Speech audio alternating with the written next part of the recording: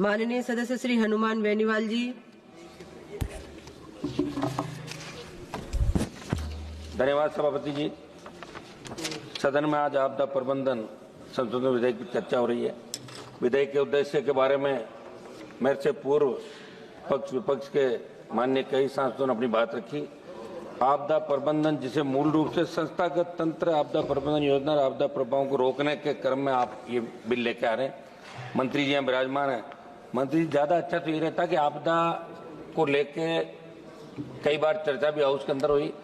अच्छा होता कि आप तमाम सांसदों से एक राय लेते और उसके बाद एक ऐसा बिल लेके आते कि हम प्रत्येक उस व्यक्ति को आपदा के समय जिसको जिस चीज की आवश्यकता है वो सारी आवश्यकता मुहैया करवा सकें।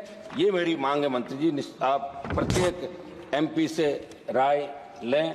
उनके अलग अलग आपदाएं होती है, कहीं बाढ़ आती है, कहीं सूखा पड़ता है, कहीं अतिवृष्टि होती है, कहीं ओलावृष्टि होती है, कहीं भूकंप, कहीं सुनामी।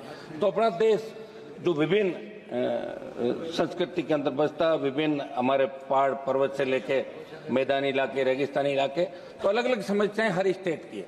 तो इसमें मेरा आग्रह आपसे रहेगा कि प्रत्येक सांसद से आप राय लेते तो निश्चित रूप से इससे और कुछ निकल के आती और ज्यादा लोगों को राहत मिलती।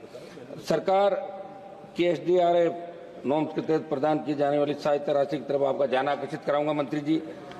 मैदानी इलाकों में 1,20,000 रुपए जब मकान नष्ट हो जाता है, पहाड़ी इलाकों में 1,30,000 की सहायता राशि है। सब कुछ जिसका उजड़ जाता है वो 1,20,000 और 1,30,000 में कुछ नहीं कर पाता। मेरी मांग रहेगी कि कम से कम 10 लाख या 15 लाख रुपए इसके लिए राशि तय की जाए। मंत्री जी, किसी कारण से किसी के घर में झोंपड़ी के अंदर आग लगती है तो उस नुकसान की भरपाई के लिए कोई ठोस प्रावधान आग के इसके अंदर नहीं है। कोई व्यक्ति अगर अपने बच्चों की शादी करने के लिए वो इकट्ठा करता है, सामान उधार लेके आता है, उसका सोना चांदी पैसा जो होता है, और उसमें अगर सपोज करो कि आग लग जाए तो उसमें सरकार की तरफ से कुछ भी नहीं मिलता। तो इनको भी इसके अंदर सम्मिलित किया जाए। मैं ये भी कहूंगा किसान अपनी उपज को स्टोर करने के लिए, जिसको अपन खलिहान बोलते हैं, उस खलिहान के अंदर अगर आग लग जाती है तो उसको भी आपदा के अंदर नहीं लिया गया। भी मांग रहेगी कि इसको भी इसके अंदर लिया जाए। आप कपड़ों पर दे रहे हो 2,500 रुपए, आप दे रहे हो न्यूनतम 75% भुगतान सरकार करे। ये मेरी मांग है कि जितने उसकी नुकसान हो इसका आकलन करा के और उसको अधिकतम राशि उस व्यक्ति को मिले। अतिवृष्टि या बाढ़, अकाल, शीतलहर या लू से भी लोगों को भारी आर्थिक नुकसान उठाना पड़ता है। इस समय में भी आप करेंगे। सांसद कोष और विधायक कोष से भी ऐसी परिस्थिति में जहां किसी भी प्राकृतिक आपदा से लोगों को नुकसान हुआ हो। वैसे सांसद कोष बहुत कम है, 5 करोड़ है। हमारा राजस्थान का तो एक एक विधायक को 5-5 करोड़ रुपए 8 कॉन्स्टिट्यूंसी में हम आते चुन के, तो कम से कम सांसद का कोष बढ़ाते हुए अभी उत्तर प्रदेश से हमारे आने वाले माननीय सांसद ने कहा कि बाढ़ जहाँ जाती है या कोई प्राकृतिक आपदा आती है तो उस समय आवश्यकता होती है कि उसे तुरंत हम क्या सहायता दें। तो उसको जैसे स्कूल के अंदर या कोई जो सरकारी भवन होता है उसमें खाने पीने की व्यवस्था, दवाई की व्यवस्था, या अपन उसके लिए लगाएं रेन बसेरा उसका करें, वर्षा को रोक सकें और तुरंत हम सहायता क्या दें।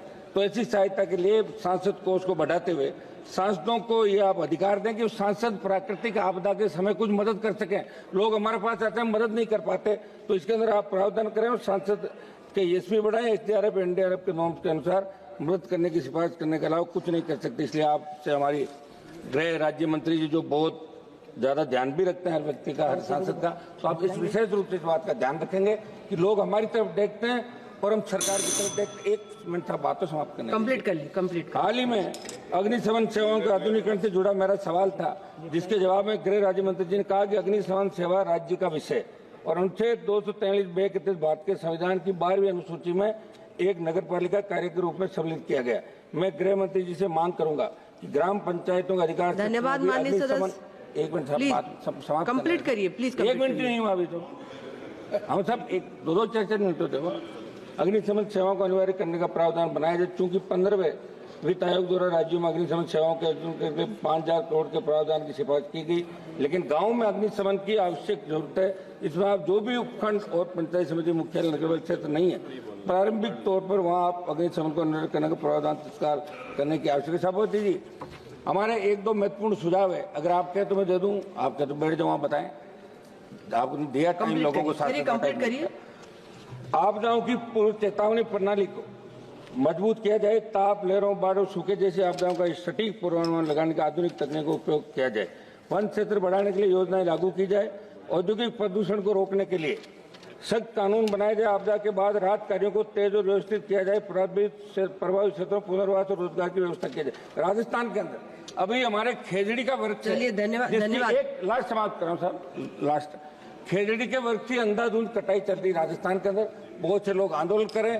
खेजड़ी हमारी जीवन धारा राजस्थान की, मध्य प्रदेश की, और आप सोलर ला रहे हो, नए उद्योग ला रहे हो, लेकिन खेजड़ी के वृक्ष को नहीं काटा जाए।